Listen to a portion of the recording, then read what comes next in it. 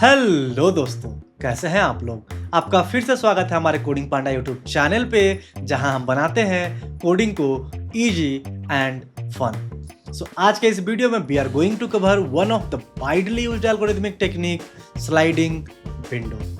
सो sliding window की बात कर ले, so this video is continuation of the last video, 2 pointers technique. So I hope आपने वो वीडियो देख लिया होगा, जहां पे हम लोगों ने कवर किया कि what does actually 2 pointers mean, different flavours of 2 pointer. So आज उसी को आगे बढ़ाते हैं और देखते हैं स्लाइडिंग विंडो टेक्निक के बारे में। आज के इस वीडियो में we are going to cover when and how you can implement the solution of a problem using sliding window. कुछ क्वेश्चंस हम लोग देखेंगे लीड कोड एंड जीएफजी के, and we will also write the code. I hope you are excited to learn a new concept. Let's get started.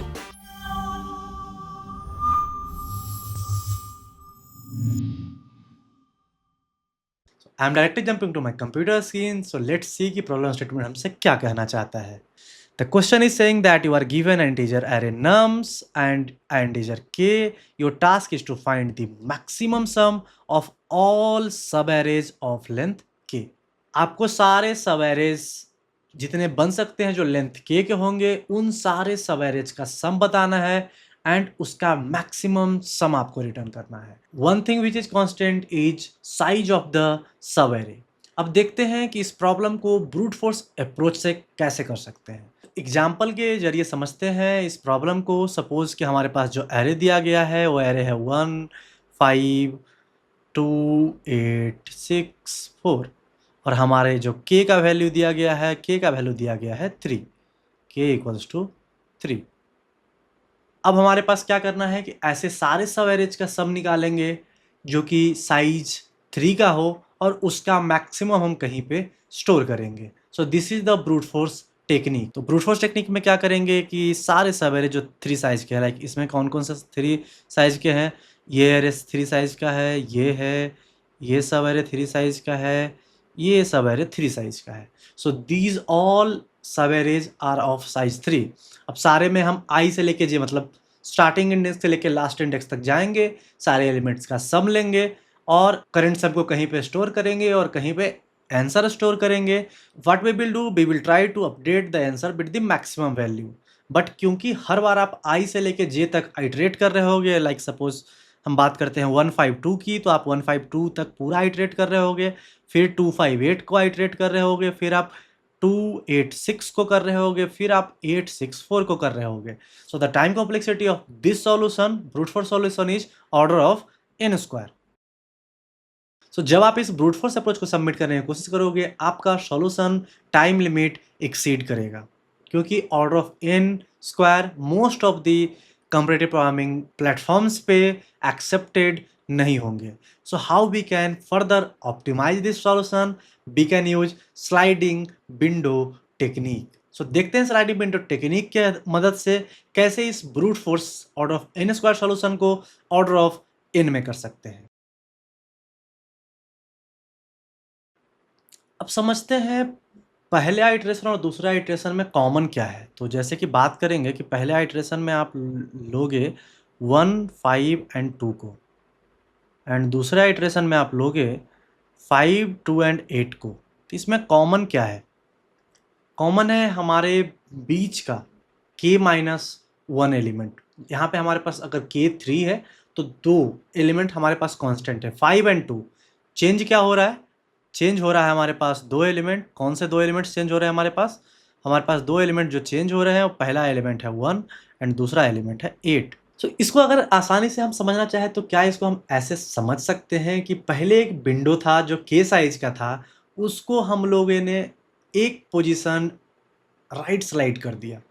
सो जो window पहले 152 को point कर रहा था, अब वो विंडो एक राइट साइड स्लाइड होके 5 to 8 को पॉइंट कर रहा है, और 2 एलिमेंट जो कि सबसे पहला एलिमेंट था वो एक्सक्लूड हो गया विंडो से, और जो लास्ट एलिमेंट का अगला एलिमेंट था वो हमारे विंडो में इंक्लूड हो गया। क्यों? क्योंकि हमारे विंडो का साइज कांस्टेंट है। एक चीज आप और नोट कर रहे होंगे कि यहाँ पे जो हमारा k-2 साइज का विंडो है, like this one 5 and 2, this is common in both the Windows.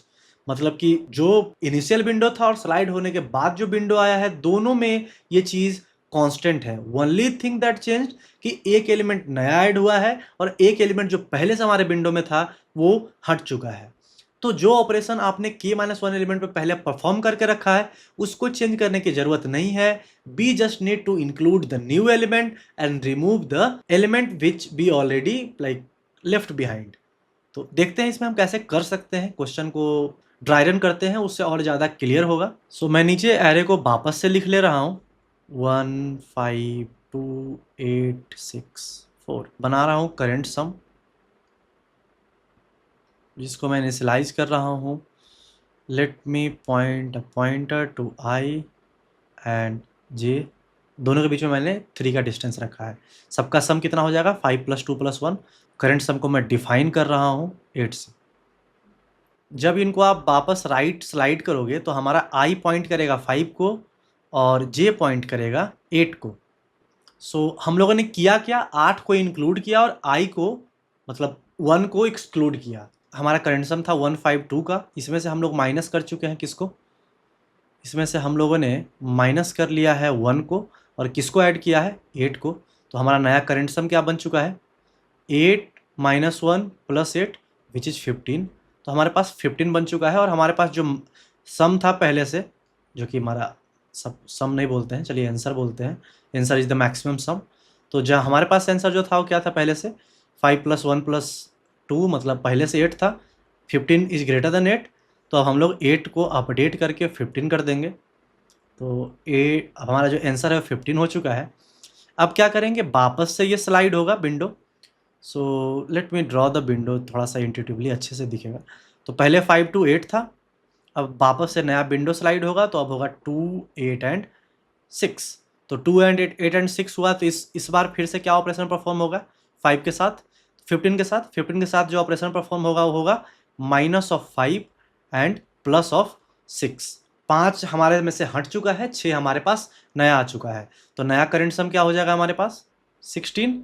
क्या 16 जो है हमारे अभी आंसर से बड़ा है, तो हमारे आंसर से ऑब्वियसली बड़ा है 16। So what it will do कि it will update the answer by 16। तो हमारा नया आंसर क्या हो चुका है मैक्सिमम सब एरे सम 16। वापस से विंडो को स्लाइड करते हैं, नया विंडो क्या बन जाएगा अब हमारे पास 8 6 एंड 4।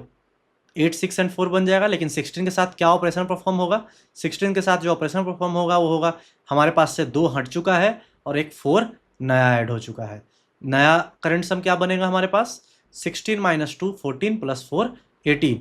क्या 18 16 से बड़ा है, ऑब्वियसली 18 इज ग्रेटर देन 16। तो हमारे पास 16 कट होके नया आंसर हो जाएगा 18। ओवरऑल आंसर क्या रिटर्न करेंगे हम लोग 18। तो दैट्स ऑल, हम लोग समझ चुके हैं कि स्लाइडिंग विंडो एक्चुअली काम कैसे कर रहा होता है, how we can reduce the time complexity of the code like brute force approach. At least देखते हैं इसको एक प्रॉब्लम को सॉल्व करके, सिंपलर प्रॉब्लम को सॉल्व करके। So here the question is saying that you are given an array of integer ARR and a number k, return the maximum sum of सब array of size के। Simple, जो हम लोगों ने discuss किया same चीज यहाँ पे हम लोग को इम्प्लीमेंट करना है। So let's implement this. मैं ARR को V कर रहा हूँ, थोड़ा सा कोड लिखने में आसानी होगा। अच्छा, वन चीज़ अब इसमें गौर करने लायक है कि हमारे पास कंस्ट्रेंट जो है वो है एरे ऑफ साइज 10⁶ हो सकता है और एरे ऑफ आई का जो एलिमेंट है वो भी 10⁶ तक जा सकता है। तो मैक्सिमम सम कितना हो सकता है किसी सब एरे का 10⁶ इंटू 10⁶ दैट इज 10⁻12। उसको आप इंटीजर में नहीं रख सकते हो, दैट विल ओवरफ्लो। तो इसको बाय डिफ़ॉल्ट जब आप कहीं पे सम स्टोर कर रहे हो तो चाहे एरे इंटीजर ही है, आई विल ऑलवेज सजेस्ट कि आप लॉन्ग लॉन्ग का यूज़ करो। कंस्ट्रेंट देखो ही आप और लॉन्ग लॉन्ग का यूज़ करो। In most of the cases long long he use होता है करेंट सम और सम को स्टोर करने के लिए। बट अगर कंस्ट्रेंट बहुत छोटा होता है कि हाँ एरे का साइज 10⁻² ही जा सकता है, एरे के एलिमेंट 100 तक ही हैं, तब इंटीजर हमारा काम कर जाता। यहाँ पे मैं लॉन्ग लॉन्ग ले रहा हूँ।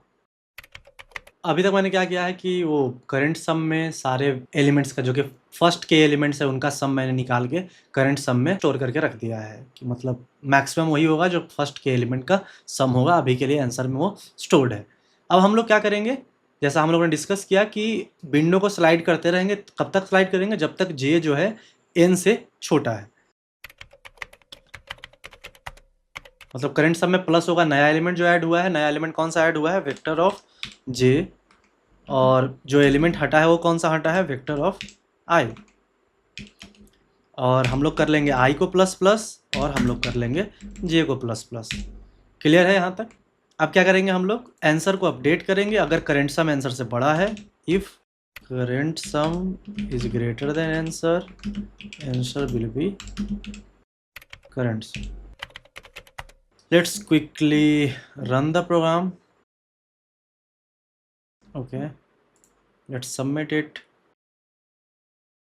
That's it. जैसा कि हम लोगों ने बोर्ड पे डिस्कस किया था, सिमिलरली हम लोगों ने इम्प्लीमेंट किया दैट हम लोग एक विंडो रखेंगे, उस विंडो को बार बार स्लाइड करेंगे, आंसर को अपडेट करेंगे and we will return the maximum subarray sum in order of n time complexity. So current जो इम्प्लीमेंटेशन है इसका टाइम कॉम्प्लेक्सिटी है ऑर्डर ऑफ n। सो अब एक सिमिलर प्रॉब्लम को और करते हैं जो कि सिमिलर कॉन्सेप्ट पे है, थोड़ा सा स्लाइट डिफरेंस है जो कि हमारे माइंड को एक छोटा सा ट्विस्ट देगा। You are given a integer array nums and a integer k, find the maximum subarray sum of all subarrays of nums that meet the following condition. Condition क्या है, the length of subarrays k, सब array का जो length है वो के ही होना चाहिए, सो दैट इज ऑब्वियस। दूसरा क्या है कि all elements of the subarray are distinct. ये थोड़ा सा ट्रिकी है कि उस सब एरे के सारे एलिमेंट डिस्टिंक्ट होने चाहिए। सो पहले इसको हम लोग व्हाइट बोर्ड पे कर लेते हैं।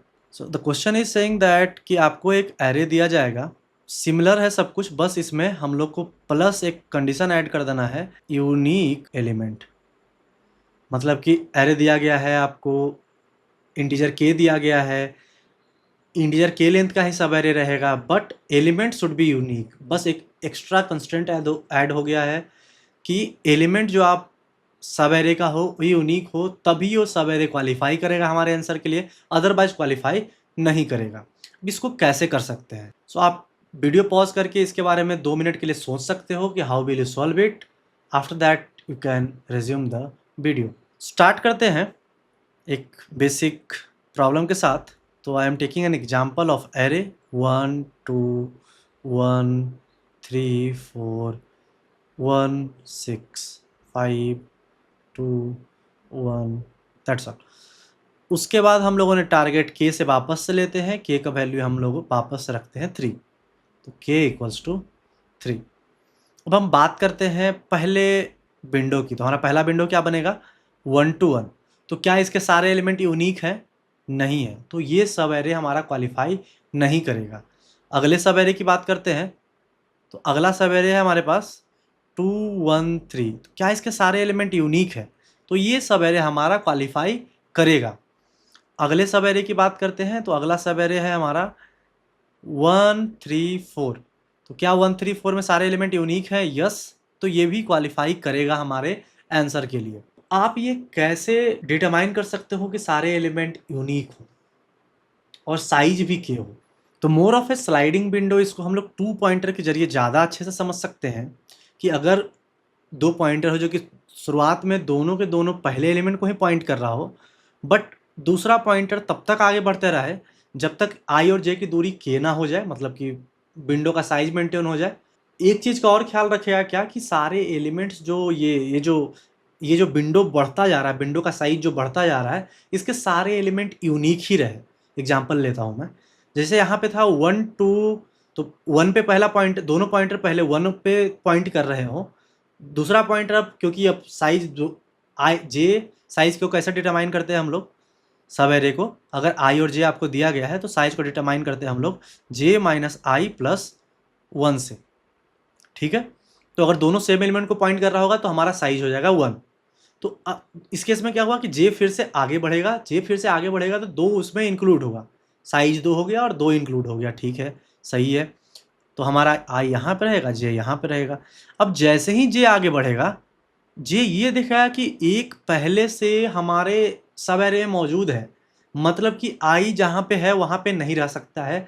आई को कुछ ऐसा करना होगा कि जो सब एरे में एक जहाँ से भी आ रहा है उस एक को हटाया जाए। समझ पा रहे हो मेरी बात को कि आई को तब तक मूव करना होगा जब तक उस एक के फ्रीक्वेंसी को हम लोग एक ना कर ले, मतलब कि जो ये जे जहाँ पे पॉइंट कर रहा था, वहाँ पे एलिमेंट कौन सा था, 1, बट 1 एलिमेंट पहले, मतलब 1 जो एज ए इंटीजर पहले आ चुका है हमारे एरे में, तो उसको हटाना पड़ेगा हमारे सब एरे से।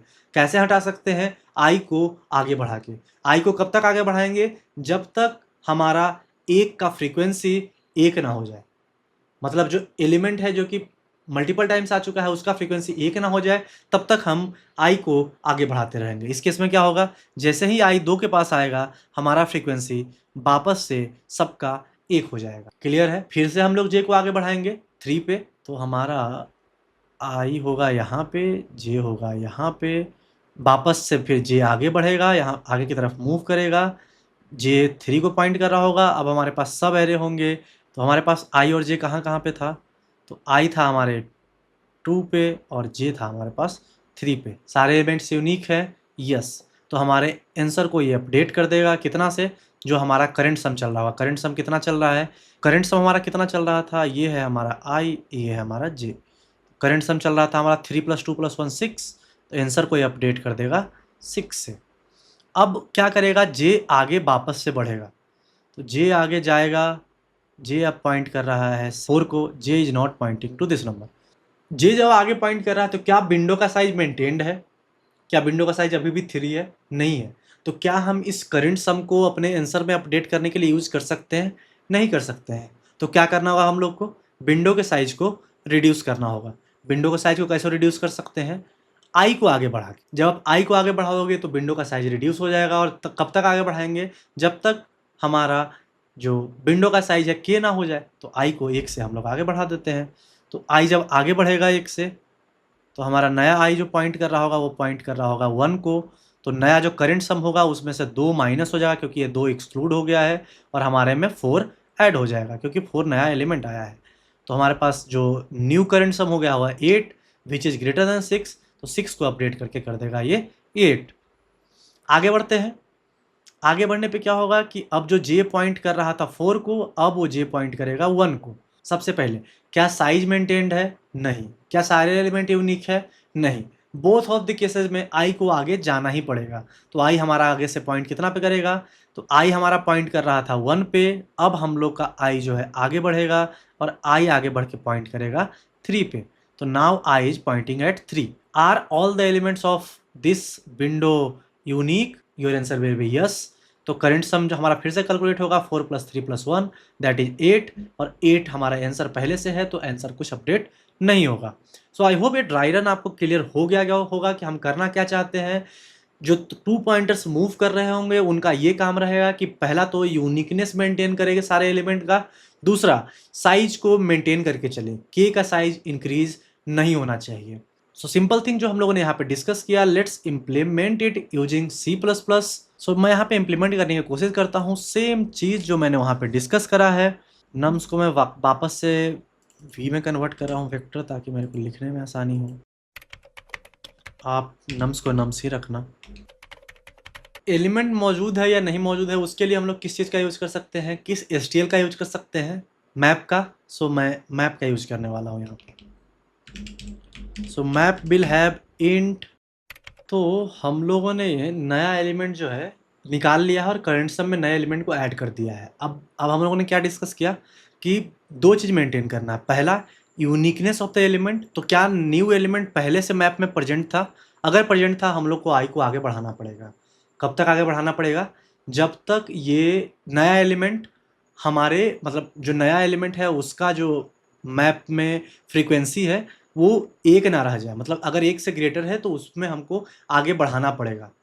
तो फ्रीक्वेंसी स्टोर करने के लिए मैप का यूज करूँगा। तो let me do one thing, I will add map of new element plus plus. So ये क्या करेगा कि फ्रीक्वेंसी को 1 से बढ़ा देगा नए एलिमेंट को।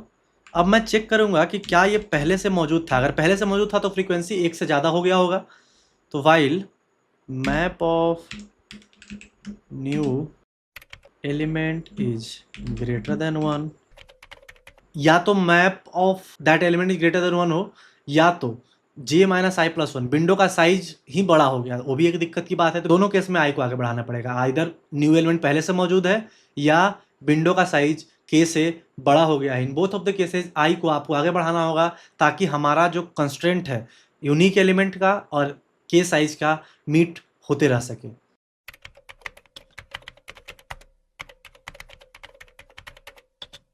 My fault, new element is vector of j, जो लास्ट एलिमेंट को पॉइंट कर रहा हूँ, वेक्टर ऑफ आई नहीं होगा, वेक्टर ऑफ जे होगा। देखते हैं यहाँ पे मैंने क्या किया। मैंने ये किया कि अगर मैप ऑफ न्यू एलिमेंट मौजूद है इसमें पहले से, तो आई को आगे बढ़ाना पड़ेगा, या तो दोनों का साइज, लाइक अगर आई और जे का डिस्टेंस यानी कि जो विंडो का साइज है वो के से बड़ा हो गया तो भी हमको आई को आगे बढ़ाना पड़ेगा। उसके लिए मैंने क्या किया है कि अब क्योंकि आई आगे बढ़ रहा है तो मैप ऑफ वेक्टर ऑफ आई क्या होगा, माइनस माइनस होगा ऑब्वियसली, उसका फ्रीक्वेंसी 1 से घटेगा। तो मैंने मैप से उस एलिमेंट को हटा दिया, फ्रीक्वेंसी उसका हटा दिया। करंट सम को मैंने माइनस इक्वल्स टू वी आई कर दिया, क्योंकि अब वी आई हटने वाला है, करंट सम में उसका कॉन्ट्रीब्यूशन नहीं हो सकता है, तो करंट सम में से उसको मैंने माइनस कर दिया और आई को कर दिया प्लस प्लस। अब आई आगे बढ़ चुका है 1 से। बट अगर अभी भी जो न्यू एलिमेंट है वो उसका फ्रीक्वेंसी 1 से ज़्यादा है, मतलब कि हम लोग अभी तक यूनिक एलिमेंट के प्रॉपर्टी को अचीव नहीं कर पाए हैं। अभी आई को और आगे बढ़ना होगा, तब तक आगे बढ़ेगा जब तक सारे एलिमेंट यूनिक ना हो जाए, मतलब कि जो 2 कंडीशन वाइल लूप के अंदर है दोनों सेटिस्फाइड ना हो जाए, प्रीटी मच ऑब्वियस। अब अगर वाइल लूप से बाहर आने के बावजूद हमको कुछ ऐसा दिखता है कि जो विंडो का साइज के है एज वेल एज, क्योंकि वाइल लूप ऊपर लग चुका था जो कि सारे एलिमेंट को यूनिक रखा है, सो फॉर श्योर अगर इस पोजीशन पे हम लोग आ रहे हैं और विंडो का साइज के है, मतलब ये है कि पूरे विंडो में सारे एलिमेंट्स यूनिक हैं, अदरवाइज इस पोजीशन पे हम लोग आ ही नहीं पाएंगे। ठीक है, मतलब ये कंडीशन मीट ही नहीं हो पाएगा। उसके बाद हम लोगों ने जे को आगे बढ़ा दिया, मतलब कि इस जे के लिए, इस नए एलिमेंट के लिए हम लोगों ने सारा ऑपरेशन परफॉर्म कर दिया है। Now let's move the J by 1, like उसको राइट शिफ्ट कर दिया हम लोगों ने। आंसर में हम लोगों ने मैक्सिमम ऑफ करंट सम को स्टोर करते गए हैं और बाद में हम लोगों ने आंसर को रिटर्न कर दिया है। Let's run the program. अभी के लिए तो एक्सेप्ट हो गया है, let's submit it. Nice. So हम लोगों ने सबमिट किया जो कि 5% रन टाइम को बीट कर रहा है। तो हम लोग यहाँ पे ऑर्डर्ड मैप यूज कर रहे हैं, इस कारण से थोड़ा सा हम लोग का जो स्पीड है वो कम है। सो आप अनऑर्डर मैप यूज कर सकते हो, बेसिकली उसके लिए आपको कुछ नहीं करना है, you have to come here. अगर आप डिफरेंस जानना चाहते हो ऑर्डर मैप अनऑर्डर मैप के बारे में तो इन डेप्थ आप पढ़ सकते हो हमारे एसटीएल वाले वीडियो में। नाइस। जो पहले 5% को बीट कर रहा था अब 74% को बीट कर रहा है। That's all for today. आज हम लोगों ने अपने 2 पॉइंटर्स के जर्नी को आगे बढ़ाया और जाना स्लाइडिंग विंडो टेक्निक के बारे में। हम लोगों ने बेसिक स्लाइडिंग विंडो टेक्निक की मदद से ये सॉल्व किया कि how we can find the maximum subarray sum of size k. उसके अलावा हम लोगों ने एक ऐसा भी क्वेश्चन सॉल्व किया जिसमें कि हम लोगों ने 2 pointer as well as slide window दोनों टेक्निक को कंबाइन किया और सॉल्यूशन को अचीव किया। सो आई होप दोनों ही क्वेश्चन के सॉल्यूशन आपको क्लियर होंगे। अगर आपको आज के वीडियो से कुछ नया सीखने को मिला तो do hit the like button. अगर आप इस चैनल पे नए हो तो सब्सक्राइब करना ना भूलें। Also press the bell icon so that you get notified जब भी हम कोई नए टॉपिक पे वीडियो अपलोड करें। सो मिलते हैं अगले वीडियो में नए टॉपिक, नए एनर्जी, नए कॉन्सेप्ट के साथ। तब तक के लिए अपना ख्याल रखें। नमस्कार।